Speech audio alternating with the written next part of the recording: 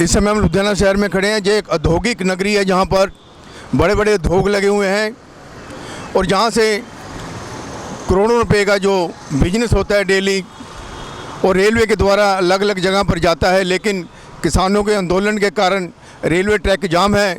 Railway track जाम होने के कारण, रेलवे लाइन ब्लॉक होने के कारण, किसानों के धरने के कारण आज जितना भी बिजनेस है लुधियाना शहर का बिल्कुल ठप होकर रह गया है।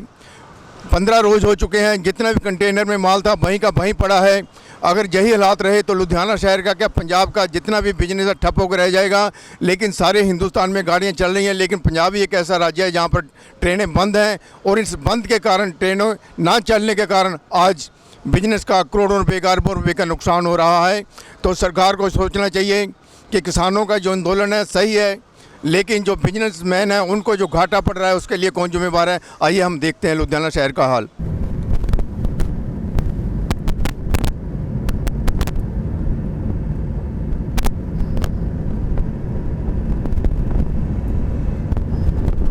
इस समय हम लुधियाना शहर के इंडस्ट्रियल एरिया में खड़े हैं। ये फोकल पॉइंट का एरिया है जहाँ पर हर तरह की मशीनरी के स्पेयर पार्ट वगैरह तैयार किए जाते हैं और सारी दुनिया में जहाँ से साइकिल वगैरह जो मैन्युफैक्चर होते हैं लुधियाना में मैन्युफैक्चरिंग होती है उनकी, वो भी सारे वर्ल्ड में सप्लाई किए जाते हैं और सप्लाई होती है कंटेनर से, रेलवे से।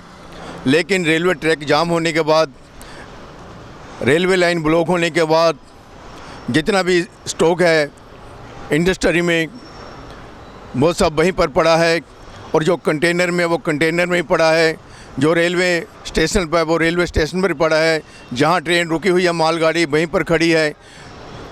इससे उद्योग को करोड़ों रुपए का, अरबों रुपए का नुकसान हो रहा है।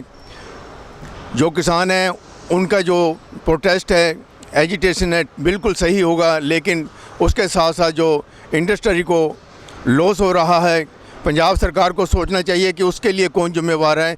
इसी मुद्दे पर, इसी सब्जेक्ट पर हम बात करने के लिए पैरामाउंट इम्पैक्ट्स में आए हैं। तो हम राकेश कपूर जी से पूछेंगे कि उनको इससे क्या क्या हानि हो रही है, क्या लॉस हो रहा है। जो ट्रेनें नहीं चल रही, ट्रेनें चलनी चाहिए ताकि जो लोग, जो इंडस्ट्री है उसमें जो माल रुका हुआ है वो निकल जाए, क्योंकि पहले 6-7 महीने लॉकडाउन में करोड़ों अरबों रुपए का बिजनेस लॉस हो चुका है और जो लेबर थी वो भी गांव चली गई थी। वो अगर लौट के आना चाहते हैं तो उनको भी प्रॉब्लम हो रही है। तो इसी विषय पर हम बात करते हैं राकेश कपूर जी से और उनके पास हमें मिलने के लिए चले हैं उनकी फैक्ट्री में। इस समय मेरे साथ इंडस्ट्री सेल के राकेश कपूर जी हैं जो भाजपा के नेता भी हैं और इनकी बहुत बड़ी फैक्ट्री है जो स्पेयर पार्ट का काम करते हैं, एक्सपोर्ट करते हैं जहाँ से।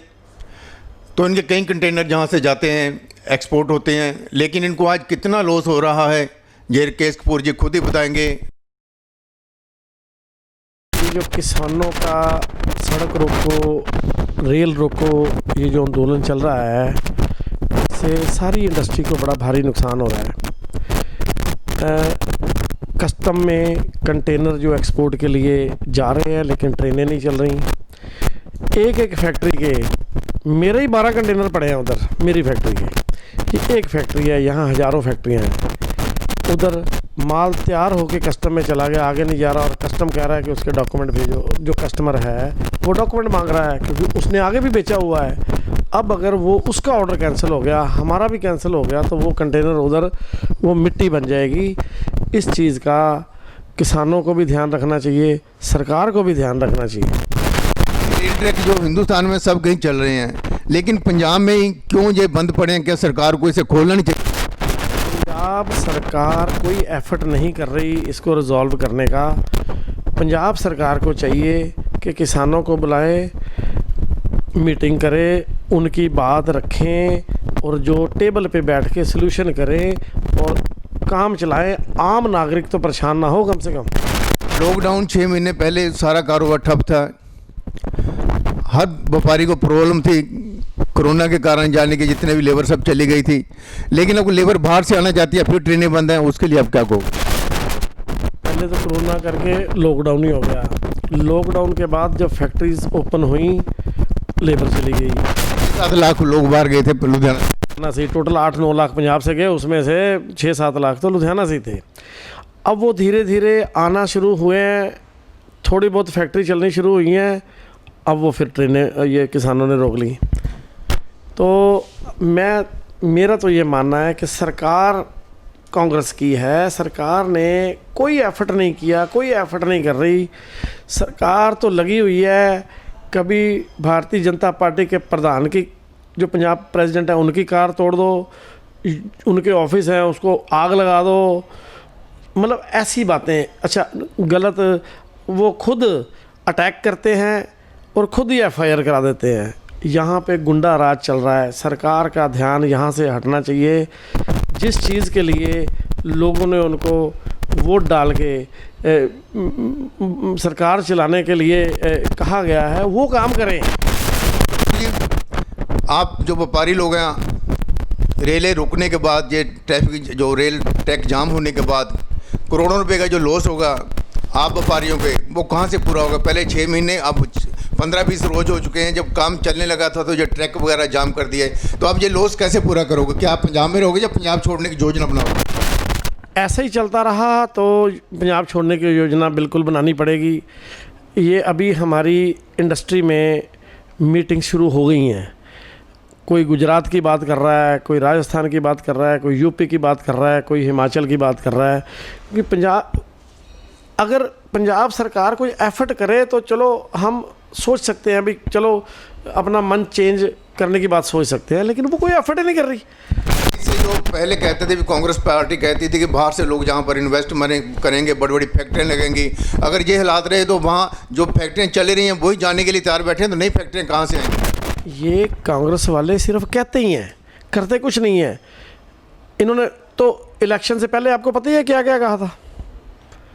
वो गुटका साहब की कसम खाई, वो भी खाई थी, भी इतने हफ्तों में कुछ नशा वो ठीक कर देंगे। उन्होंने बोला था ये स्मार्ट कार्ड देंगे, अभी जो स्मार्ट जो फ़ोन देंगे अभी दिया है 4 साल बाद थोड़े बहुत, और वो भी उस पर वो कोई कांग्रेस की या कोई कैप्टन साहब की या कुछ फ़ोटो लगा के।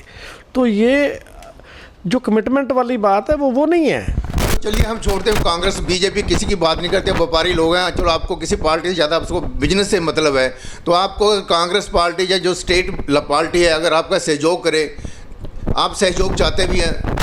हम तो सहयोग चाहते हैं, हम तो बार बार उनको नॉक करते हैं। हम वो कहते हैं कि भाई अगर व्यापार ख़राब हो रहा है, किसानों की प्रॉब्लम है, किसानों की प्रॉब्लम सुनो, हो सकता है कुछ ना कुछ उसमें कुछ पार्ट जेन्युइन ही हो, अरे भाई टेबल पे तो बिठाओ।